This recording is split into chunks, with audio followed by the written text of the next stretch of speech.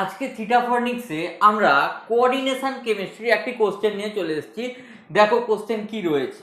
তাহলে এখান থেকে আমরা দেখছি বলা রয়েছে যে Jahn Teller effect is not observe in high spin complex of. তাহলে আমাদের আগে বুঝতে হবে যে জন টেলর এফেক্ট কোথায় কোথায় অ্যাবসেন্ট থাকে। তাহলে আমরা জানি JTD is absent, JTD is absent in Jahn Teller distortion কোথায় কোথায় অ্যাবসেন্ট থাকে। তাহলে আমরা জানি জন টেলর ডিস্টরশন অ্যাবসেন্ট থাকে আমার একটি কমপ্লেক্স কেমন হতে হবে। আমার যদি একটি কমপ্লেক্স থাকে ফুলফিল্ড কমপ্লেক্স, ফুলফিল্ড যদি একটা কমপ্লেক্স থাকে, এবং আমাদের দেখতে হবে যদি একটা কমপ্লেক্স হাফ ফিল্ড থাকে, হাফ ফিল্ড যদি আমরা কোনো কমপ্লেক্স পাই সেখানে আমরা দেখব যে জন টেলর ডিস্টরশন অ্যাবসেন্ট থাকে।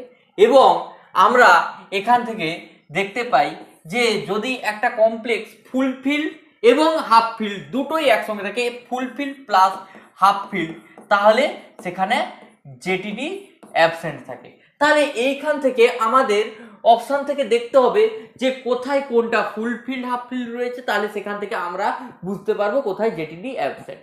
তাহলে অপশন এ যদি আমরা দেখি, অপশন এ তে একটি D7 কমপ্লেক্স রয়েছে। তাহলে এই D7 কমপ্লেক্সকে যদি আমরা স্প্লিট করি তাহলে আমরা এরকম পাবো, এখান থেকে এটা যদি হয় আমার ব্যারি সেন্টার, তাহলে এখান থেকে D7 কমপ্লেক্সে, তাহলে এই আমাকে বলা রয়েছে হাই স্পিন কমপ্লেক্স, তার মানে এখানে পেয়ার্ড আপের কোনো প্রশ্নই নেই, এখানে পেয়ার্ড আপ হবে না। তাহলে আমরা যদি এখানে ফিল আপ করি 1 2 3 4 5 6 7, তাহলে আমরা এখান থেকে দেখতে পাচ্ছি D7 হাই স্পিন কমপ্লেক্সের ক্ষেত্রে এখানে আমরা দেখলাম যে এখানে হাফ ফিল্ড এবং ফুল ফিল্ড নেই। এখানে আমার ফুলফিল্ড এবং হাফ ফিল্ড না থাকার কারণে এটা জন টেলর ডিস্টরশন শো করবে। এরপর আমরা যদি দেখি অপশন বি তে D8 কমপ্লেক্সের জন্য, তাহলে আমরা এখান থেকে যদি এর স্প্লিটিং করি তাহলে আমরা পাচ্ছি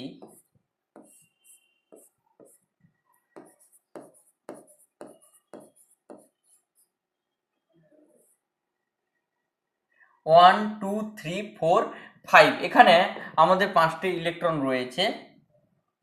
তাহলে এখান থেকে আমরা এটাকে লিখতে পারি 1 2 3 4 5 6 7। তাহলে এখান থেকে আমরা যদি এর স্প্লিটিং করি তাহলে আমরা পেয়ে যাব 1 2 3 4 5 6 7 8। তাহলে আমরা দেখতে পাচ্ছি এখানে এটা হচ্ছে নিচে আমাদের রয়েছে T2G সেট এবং উপরে রয়েছে আমাদের EG সেট।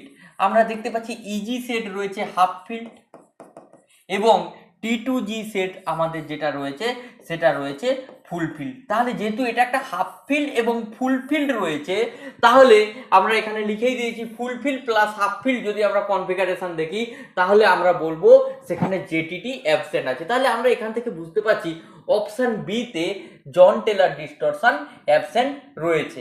এইবার আমরা যদি অপশন সি কে দেখি তাহলে অপশন সি তে আমরা দেখতে পাচ্ছি এর যদি আমরা স্প্লিটিং করাই তাহলে আমরা দেখতে পাচ্ছি এখান থেকে এটি একটি D4 হাই স্পিন কমপ্লেক্স রয়েছে। তাহলে এখান থেকে আমরা দেখতে পাচ্ছি যে এখানে ফুলফিল হাফ ফিল্ড এরকম কোনো কনফিগারেশন আসছে না, তাই এখানে আমাদের জন টেলর ডিস্টরশন দেখা যাবে। এবং আমরা যদি অপশন ডি তে চলে আসি তাহলে এখান থেকে আমরা দেখতে পাচ্ছি 1 2 3 4 5 6 7 8 9। তাহলে এখান থেকে এর হাই স্পিন কমপ্লেক্স আনলে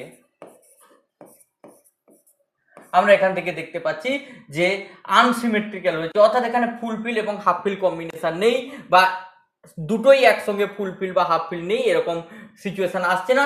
তাহলে অপশন বি আমাদের একমাত্র অ্যান্সার হয়ে যাবে। তাহলে অপশন বি কে আমরা সঠিক অ্যান্সার হিসেবে চিহ্নিত করব। এরপরেও যদি কোনো কিছু ডাউট থেকে থাকে কমেন্ট বক্সে জানিয়ে।